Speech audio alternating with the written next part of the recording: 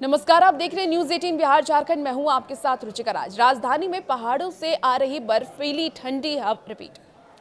नमस्कार, आप देख रहे हैं न्यूज 18 बिहार झारखंड। मैं हूं आपके साथ रुचिका राज। राजधानी में पहाड़ों से आ रही बर्फीली ठंडी हवाओं और पराली का धुएं ने हवा को जहरीला बना दिया है। आपको बता दें कि आबो हवा में मौजूदा ठंडी हवा ने प्रदूषण कणों को हवा में घोल दिया है, जिससे कि लोगों की सांसें उखड़ रही है। ऐसे में राजधानी की फिजा में PM 2.5 के प्रदूषित कण जहर घोलने का काम कर रहे हैं। और इसी कड़ी में शनिवार को दिल्ली में वायु गुणवत्ता प्रबंधन के लिए निर्णय सहायता प्रणाली के अनुसार हवा में पराली से होने वाले प्रदूषण 30.915 रहा है। और इसके अलावा रविवार को 31.246% रहने की आशंका भी जताई गई है। वहीं वाहन से होने वाले प्रदूषण 15.321% रहा। वायु गुणवत्ता सूचकांक यानी कि AQI 361 दर्ज किया गया। यह हवा की बेहद खराब श्रेणी है और इसमें शुक्रवार की तुलना में 39 सूचकांक की वृद्धि दर्ज की गई है। सुबह की शुरुआत धुंध और हल्के कोहरे से हुई। वहीं आसमान में कुहासे के साथ स्मॉग की चादर भी दिखाई दी और इसके चलते जो दृश्य था वो बेहद ही आपको बता दें कि कोहरे भरा नजर आ रहा था। ऐसे में सफदरगंज की अगर हम बात कर लें तो सफदरगंज एयरपोर्ट में सुबह 6:30 से 9 बजे की अगर हम बात कर ले तो 6:30 बजे की बात सबसे पहले कर लेते हैं। तो 6:30 बजे 900 मीटर दृश्यता दर्ज की गई है, जो उसके बाद सुधर करके 8 बजे 1200 मीटर हो गई। और इस दौरान लोग मास्क पहने हुए भी नजर आए। साथ ही सांस के मरीजों को परेशानियों का सामना भी करना पड़ रहा है। आपको बता दें कि NCR की अगर हम बात कर लेते हैं तो NCR में नोएडा की हवा सबसे प्रदूषित है और दूसरी ओर NCR में दिल्ली के बाद नोएडा की हवा सबसे ज्यादा प्रदूषित रही है। यहाँ AQI की बात कर ले तो 354 AQI दर्ज किया गया है और ये बेहद ही खराब श्रेणी में माना जाता है। इसके चलते सांस के मरीजों की परेशानी और भी ज्यादा बढ़ गई है। साथ ही लोगों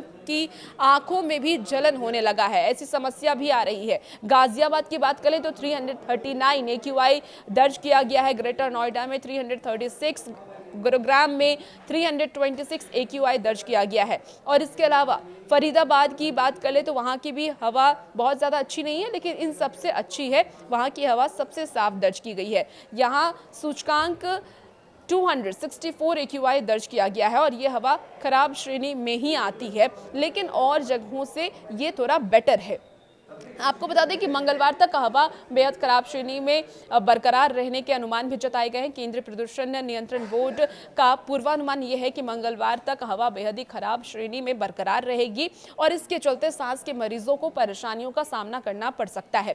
साथ ही लोगों को आंखों में जलन जैसी समस्या का सामना भी करना पड़ सकता है। इसके साथ ही आपको बता दें कि दिल्ली में पिछले 24 घंटे में 16 किलोमीटर प्रति घंटे की गति से पश्चिम दिशा से हवाएं चली हैं और इसके चलते प्रदूषण में लगातार गिरावट दर्ज की जा रही है। वहीं अनुमानित अधिकतम मिश्रण गहराई 1500 मीटर रही है और इसके अलावा वेंटिलेशन इंडेक्स 9000 मीटर प्रति वर्ग सेकंड रहा है। दूसरी ओर शाम 4 बजे हवा में PM 10 की मात्रा 324.3 और PM 2.5 की मात्रा 190.2 माइक्रोग्राम प्रति घन मीटर दर्ज की गई है।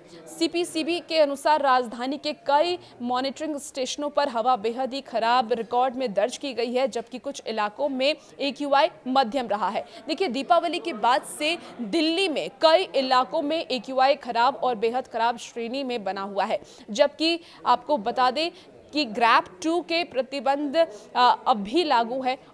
और CPCB के आधिकारिक आंकड़ों के अनुसार दिल्ली में इस साल अभी तक गंभीर हवा वाला कोई दिन रिकॉर्ड नहीं किया गया है, लेकिन इस हफ्ते ऐसा होने की आशंका भी लगातार जताई जा रही है। पिछली बार जो ऐसी रीडिंग है वो 23 दिसंबर 2024 को ली गई थी, जब AQI 406 रिकॉर्ड किया गया था। दिल्ली में बीते 14 दिन का AQI की अगर हम बात करें तो 8 नवंबर को देखिए 361 AQI था, जो कि खराब श्रेणी में ही आता है। और वजीरपुर की बात कर ले तो 420, विवेक विहार की बात कर ले 411, नरेला की बात कर ले 406, नेहरू नगर की बात कर ले 406, इसके साथ ही जहांगीरपुरी की बात करें 402 और रोहिणी में भी 400 AQI दर्ज किया गया था। अब हवा क्यों प्रदूषित हो रही है, इसके कारण क्या क्या है, चलिए वो एक बार उस पर नजर डाल लेते हैं।